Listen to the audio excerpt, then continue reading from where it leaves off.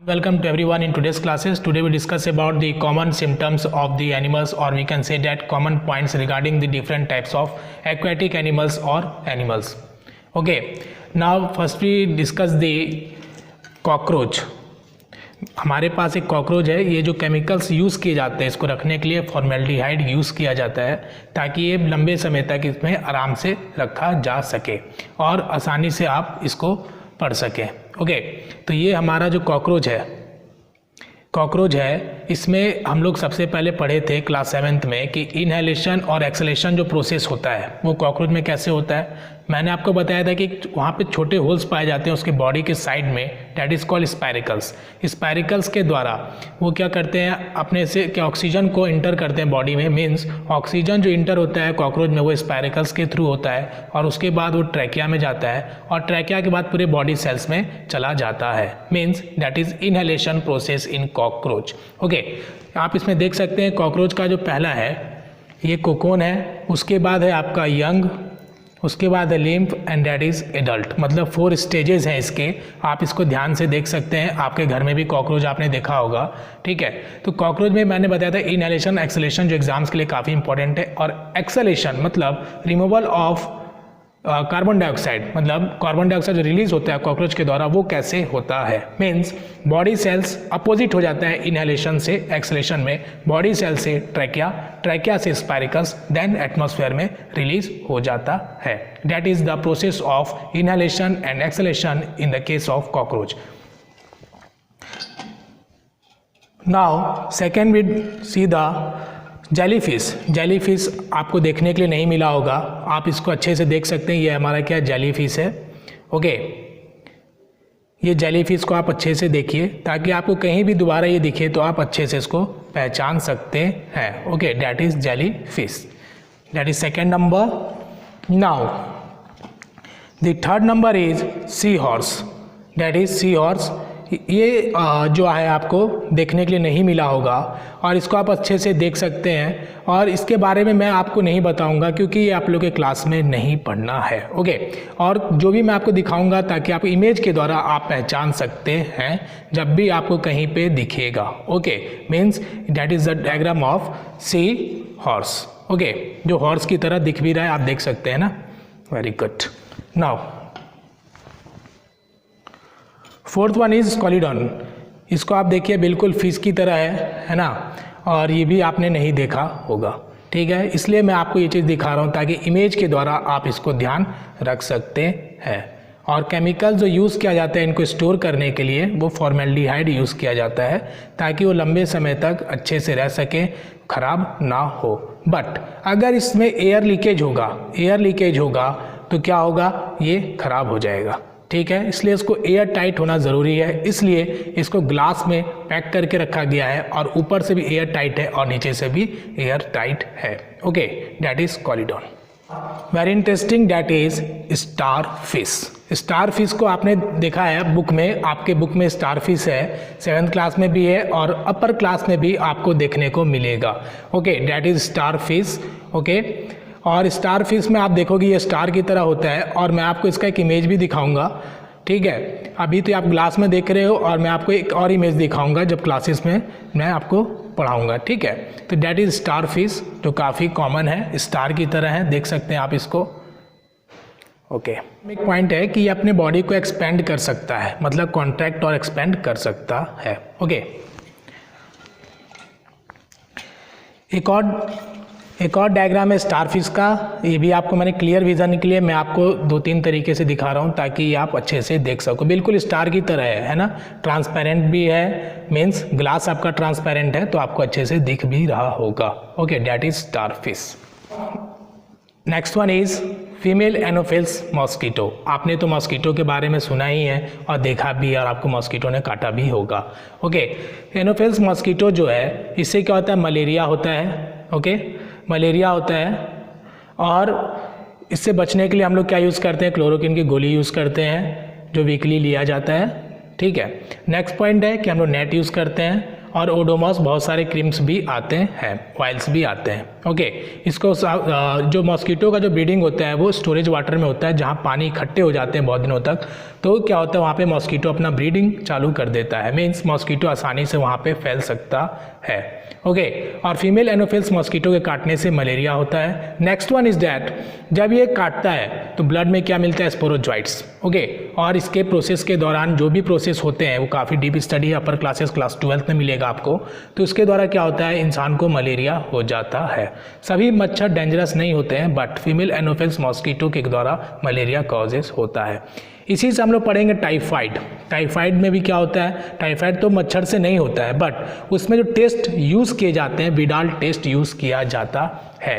Okay, तो ये भी आप याद रखेंगे, विडाल टेस्ट यूज़ किया जाता है टाइफाइड पेशेंट को श्योरिटी देने के लिए, मतलब किसी व्यक्ति को टाइफाइड है या नहीं है वो विडाल टेस्ट के द्वारा पता किया जाता है। ओके, ये तो थी आपकी मच्छरों की बात है ना। अगर हम बात करें डेंगू के बारे में, तो डेंगू जो होता है वो किसके द्वारा होता है, फीमेल एडिस मॉस्किटो के द्वारा होता है। ठीक है, जिसमें प्लेटलेट्स के लेवल घटने लगते हैं। Now next one is fish. Okay, that is common fish, जो आपने देखा ही होगा हर जगह, है ना। तो ये फिश है जो आप लोग खाते भी हो, काफ़ी टेस्टी होता है, बिल्कुल सही बात है। Now next one is another fish, that is bony fish. Okay, bony fish है ये आपका। देखिए इसमें एयर लूज होने के कारण ये थोड़ा सा क्या हो गया, खराब टाइप का दिख रहा है। ठीक है, इसलिए मैंने थोड़ी देर पहले कहा था कि एयर टाइट होना ज़रूरी है। ओके, ये हमारा क्या है, बॉनी फिश है, जो थोड़ा आपको क्लियर दिख रहा होगा तो आप इसको देख सकते हैं। Okay, now next one is snail. Snail के बारे में मैंने आपको बताया था कि स्नेल में क्या होता है, एक ऐसा एनिमल है, ओके, एक्वेटिक एनिमल्स है, जिसमें male and female sex organ दोनों प्रेजेंट होता है स्नेल्स में।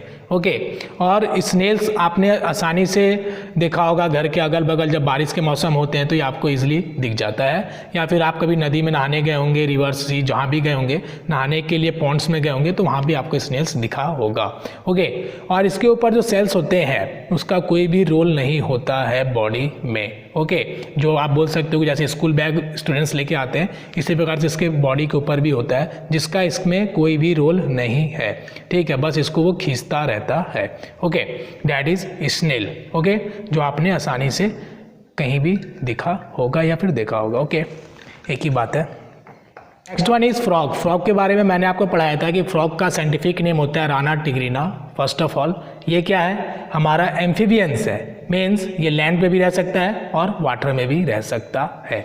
इसके बहुत सारे स्टेज है, लाइफ साइकिल 3 स्टेज होते हैं। फ्रॉग का पहला होता है एग्स, दूसरा होता है लार्वा और टेडपोल, तीसरा होता है एडल्ट स्टेज, जिसमें लार्वा से एडल्ट स्टेज में जो बदलता है, ड्रास्टिक चेंजेज होते हैं, सडन जो चेंजेज होते हैं, that is called Metamorphosis. Okay, now next point is that कि लार्वा और टेडपोल के बाद जब वो एडल्ट होता है तो उसमें क्या डिफरेंस होते हैं। जब मेढक, देसी भाषा में मेढक बोलते हैं, फ्रॉग जब छोटा होता है, लार्वा स्टेज में होता है, तो उसके पास गिल्स प्रेजेंट होते हैं जो उसको रिस्पायरेशन में मदद करता है, सांस लेने और सांस छोड़ने में मदद करता है, जो बिल्कुल फिश की तरह दिखता है। और हम जानते हैं कि फिश में भी क्या प्रेजेंट होता है, गिल्स प्रेजेंट होता है। नाउ ये हो गया हमारा लार्वा की स्टेज की बात। नाउ जब ये बड़ा हो जाता है, जब एडल्ट स्टेज में हो जाता है, तो एडल्ट स्टेज में इसके पास क्या होते हैं, गिल्स के जगह क्या होते हैं, लंग्स होते हैं, मीन्स गिल्स कन्वर्ट हो जाता है लंग्स में, और उसके स्किन में छोटे छोटे पोर्स आ जाते हैं जो उसको रिस्पायरेशन में मदद करता है। मीन्स एडल्ट स्टेज में फ्रॉग अपने स्किन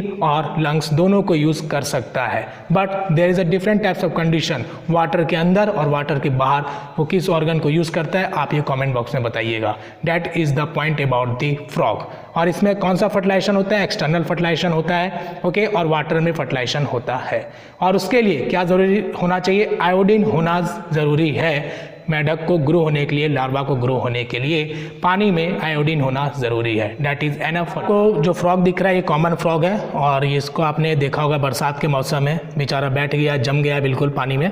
ठीक है, तो आप इसको आसानी से देखे होंगे कहीं भी। ओके, देखिए आपके छोटे छोटे आपको पोर्स दिख रहे होंगे। अभी मैंने बात किया था कि इसके स्किन में छोटे छोटे पोर्स होते हैं, ये इसको रिस्पायरेशन में मदद करता है। ओके, और लंग्स इसके अंदर में, जो मैं इसको चीर फाड़ के दिखा नहीं सकता।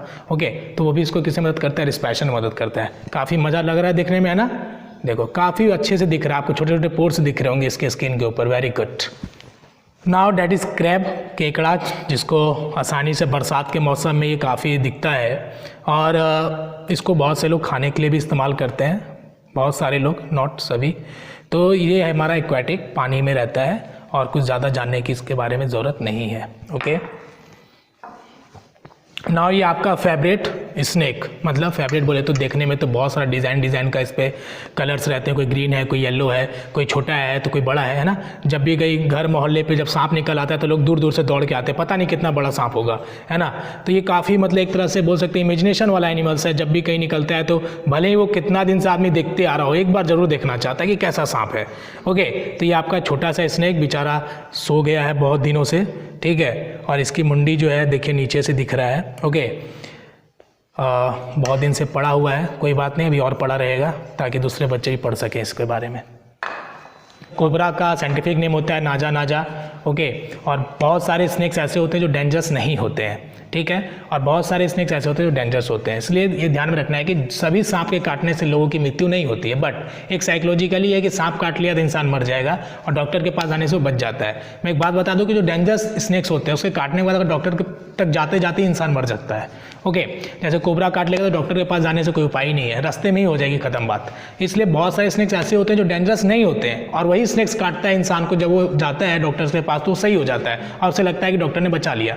सही है, तो साइकोलॉजिकली ट्रीटमेंट जो बोल सकते हैं डॉक्टर ने उसका कर दिया, और बोल सकते हैं कि उसको जानकारी नहीं होता है इसलिए वो हड़बड़ा जाता है। ओके, और इस मौके पे क्या होता है कि जब इंसान ज़्यादा हड़बड़ा जाता है तो उसको हार्ट अटैक आ सकता है। ओके, इसलिए सभी स्नेक्स जो है वो डेंजरस नहीं है, आप पेशेंस रखिए, कभी अगर आपको काट लेता है तो इसके बहुत से ट्रीटमेंट्स भी हैं। Okay, next one is Leach.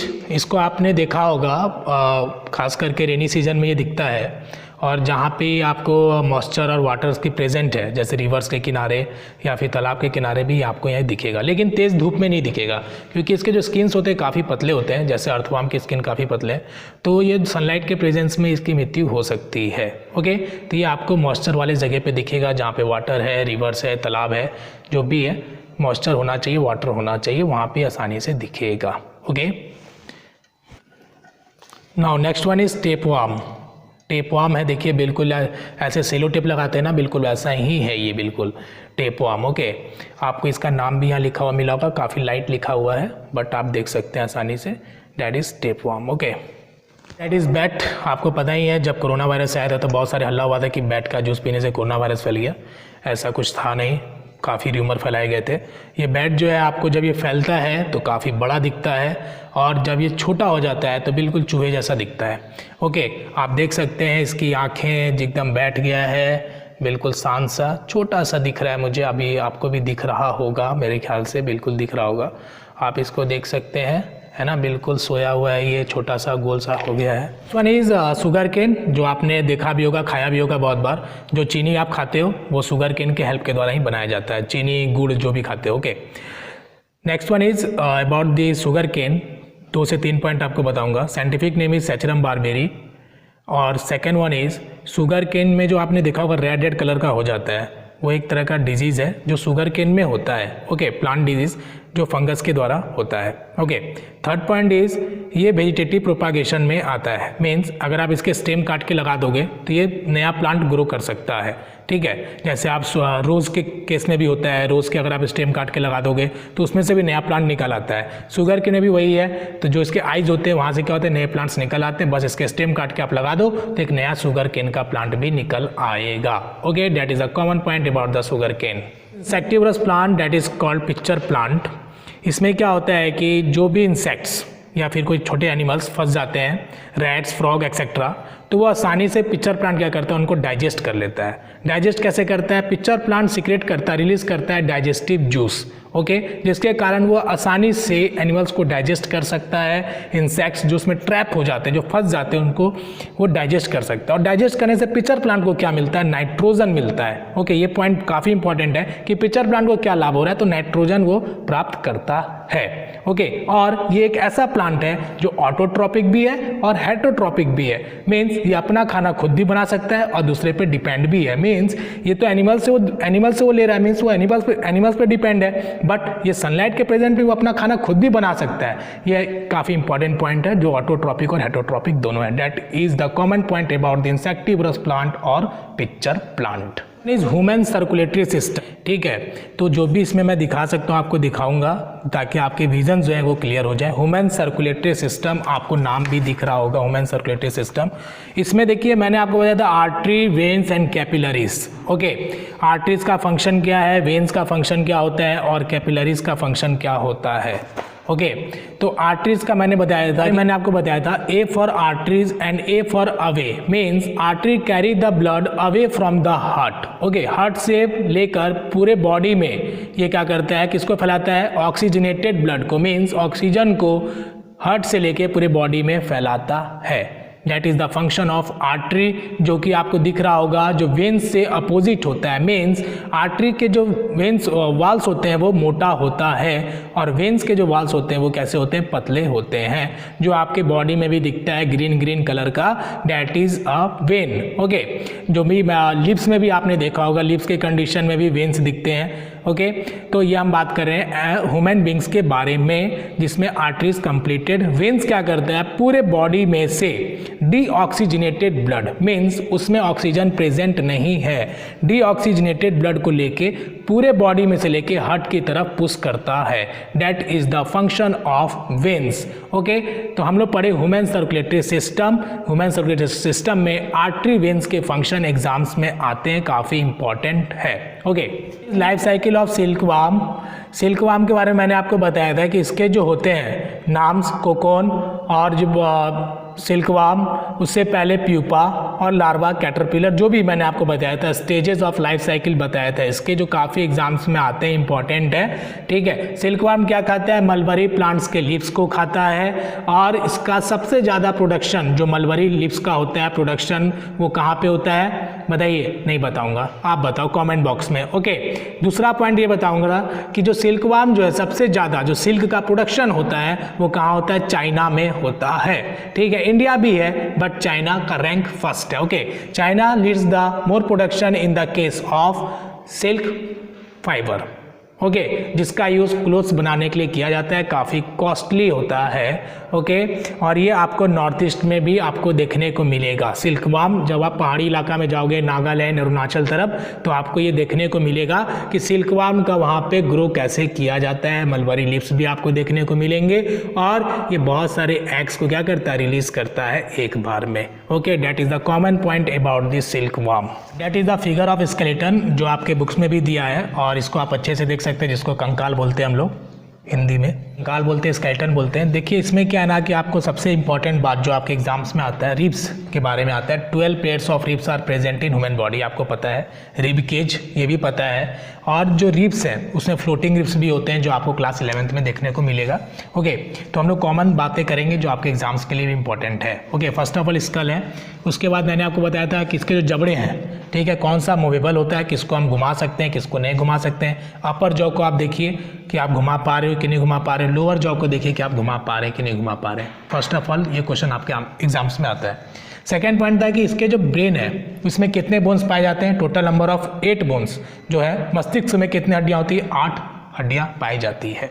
Okay, उसके बाद आई के बारे में चलेंगे। तो आई के बारे में मैंने आपको बताया था कि आई जो है आपका जो फ्रंट पार्ट होता है वो ट्रांसपेरेंट होता है, that is sclera.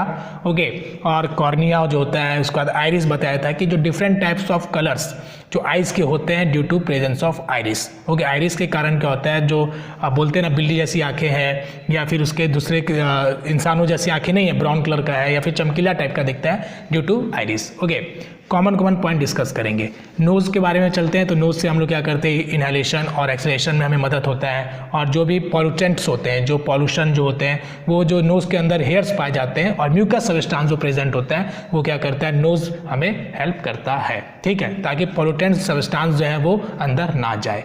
Okay, teeth के बारे में मैं आपको बता दूं, टीथ हमारे जो होते हैं molar, pre molar, incisor, canine, 4 types of teeth present होते हैं। केनाइन जो आप कभी चिकन खाते हो, मटन खाते हो, जो भी खाते हो, तो उस समय जो खींचने का काम करते हो उस समय हम लोग कौन सा पार्ट यूज़ करते हैं, केनाइन का यूज़ करते हैं। ओके, उसके बाद आपका जो प्री मोलर जो है जिससे आप चिबाने का काम करते हो, मोलर जो हो गया लास्ट वाला। ओके, तो हम ये कहना चाह रहे थे कि हमारे जो टीथ होते हैं 4 टाइप्स ऑफ टीथ हैं, जिसमें आपके परमानेंट टेम्प्रोरी वाली भी बातें आती है। जब बच्चा छोटा होता है तो टेम्प्रोरी टीथ होता है, टूटने के बाद परमानेंट टीथ हो जाता है, और उसके टूटने के बाद फिर डॉक्टर के पास जाके नकली दांत लगवा लेते हैं, क्योंकि उसके बाद भगवान ने दूसरी दांत देने की कोशिश नहीं की। ओके, तो ये था आपका temporary, permanent, 4 types of teeth. Okay, next हम बात करेंगे आपका ट्रैकिया के बारे में। ट्रैकिया जो पीछे में दिख रहा है, ट्रैकिया में हमारा क्या फंक्शन है, जो हम अपने गर्दन को मोड़ सकते हैं, जो भी कर सकते हैं, फ्लेक्सिबिलिटी प्रोवाइड करता है और फूड को पास करने में मदद करता है। That is the common point about the trachea. Rib cage के बारे में मैंने आपको बता दिया, 12 पेयर्स ऑफ रिब्स पाए जाते हैं, रिब केज का फॉर्मेशन होने में मदद करता है, और फ्लोटिंग रिब्स भी पाए जाते हैं, जो कि आपको क्लास 11th में मिलेगा। ओके, नेक्स्ट हम बात करेंगे आपका जो आपके स्पाइनल कॉर्ड से जो कनेक्टेड रहते हैं, दैट इज़ बैकबोन, वो काफ़ी डीप हो जाएगा। बट अगर हम हैंड के ऊपर जाते हैं तो हमें मिलता है बोन्स के बारे में, हैंडलिम्स है हमारे पास, और क्या है कि जो हमारे जो शोल्डर बोन्स हैं, that is ball and socket joints. मैंने आपको बताया था कि बॉल एंड सॉकेट जॉइंट्स होते हैं, जो इसके साइड में आपको दिख रहा होगा। ओके, और नेक्स्ट है आपका पैर में अगर आते हैं तो मैंने आपको बताया था कि सबसे लॉन्गेस्ट बोन जो है हमारा फीमर है, जो हमारे जांग की हड्डी होती है, ये हमारे लॉन्गेस्ट बोन पाए जाते हैं, जो आपको दिख रहा होगा। ओके, अगर हम थोड़ा सा और नीचे जाते हैं तो घुटना होता है, घुटने को जिसको हम लोग हिंदी में घुटना बोलते हैं। तो घुटने में क्या पाया जाता है, साइनोवियल फ्लूइड पाए जाते हैं, जिससे आप देखते हो कि घुटने को आसानी से आप घुमा पाते हो। ठीक है, जिसको हम लोग हिंग जॉइंट में भी कंसीडर कर सकते हैं। हिंग जॉइंट में होता है कि हम आगे और पीछे मूवमेंट कर सकते हैं, दैट इज हिंग जॉइंट, जो मैंने आपको दरवाजे को आगे पीछे करके भी बताया था। ओके, नेक्स्ट है आपका ये पैर की बात करते हैं। तो पैर में जो हड्डियां पाई जाती है, कितनी पाई जाती है, मैंने आपको बोन्स में पढ़ाया था। ठीक है, तो ये था आपके कॉमन स्ट्रक्चर ऑफ स्केलेटन, जो काफ़ी अच्छा दिख रहा है और काफ़ी प्रैक्टिकल चीज़ें आपको सीखने को मिलेगी इससे। तो ज़्यादा डिस्कस नहीं करेंगे, नहीं तो क्लास काफ़ी लंबा हो जाएगा। डैट इज़ कॉमन पॉइंट, और बाकी मैंने आपको क्लासेस में बताया। Thank you for attending the classes. जो भी डाउट्स है आप कमेंट बॉक्स में पूछिए, मैसेज करिए, आपके सारे डाउट्स क्लियर कर दिए जाएंगे। ये हम एक्सपेरिमेंटल व्यू इसलिए दिखाया जाता है ताकि audio visual aids is the best teaching ads. Okay, जब बच्चा सुनता है और देखता है तो परमानेंट मेमोरी में सेट हो जाता है और उसे वो चीज़ें हमेशा याद रहती है। ठीक है, that is the best way of the learning. और लर्निंग का मतलब होता है चीज़ों को सीखिए, याद रखिए और उसको बिहेवियर में लाइए। ठीक है, तो thank you for attending the classes. Bye bye, take care.